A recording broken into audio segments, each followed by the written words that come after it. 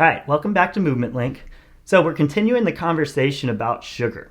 A very, very powerful tool that you can use is just going 14 days with no sugar substitutes, and just doing a little experiment. Because what we find over and over again is that when you try and imagine your life doing something different or in a different way, people are really, really bad at imagining what life is going to be like without sugar, or if they did this, or if they did this, or if they didn't do this or this.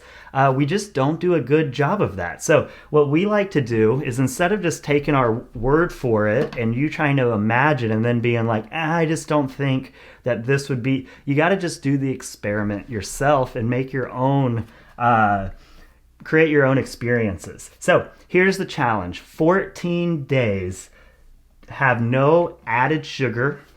So no natural sugar, organic sugar, none of that. Don't use any sugar substitutes. So no honey, no maple syrup, no agave nectar, all these other things.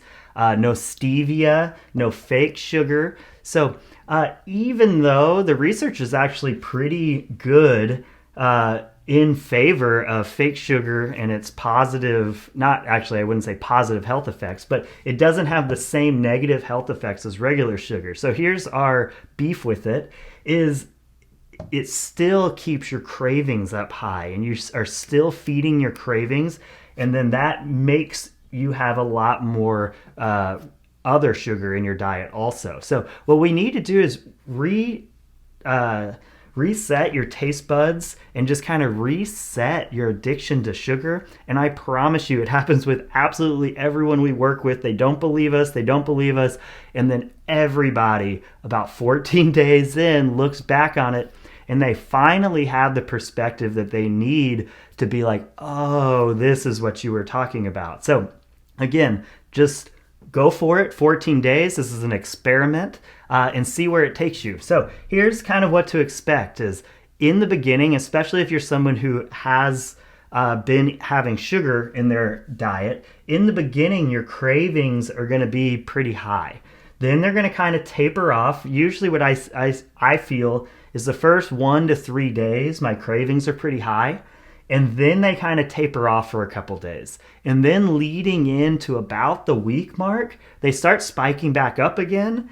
And then they really start to taper down. And then about 14 days in, I almost don't care about sugar anymore. It is incredible how that works.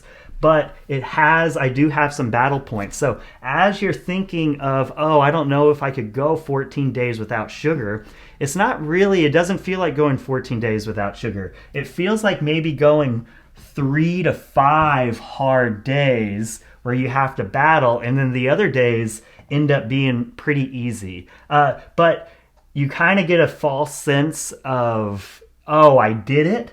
And then it comes back hard before you get the final, oh, I did it. So sugar, fake sugar, we just want to remove that, because if we can remove these cravings and we can change your taste buds, the amount of satisfaction you get out of eating a strawberry or something like this that has natural sugar, also comes with a lot of nutrients, vitamins, minerals, all of these things.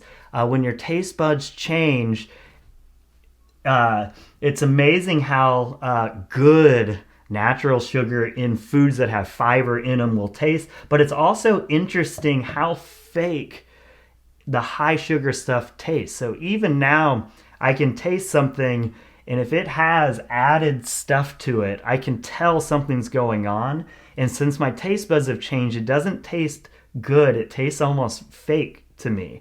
So the challenge is 14 days, no sugar, no added sugar, no fake sugar.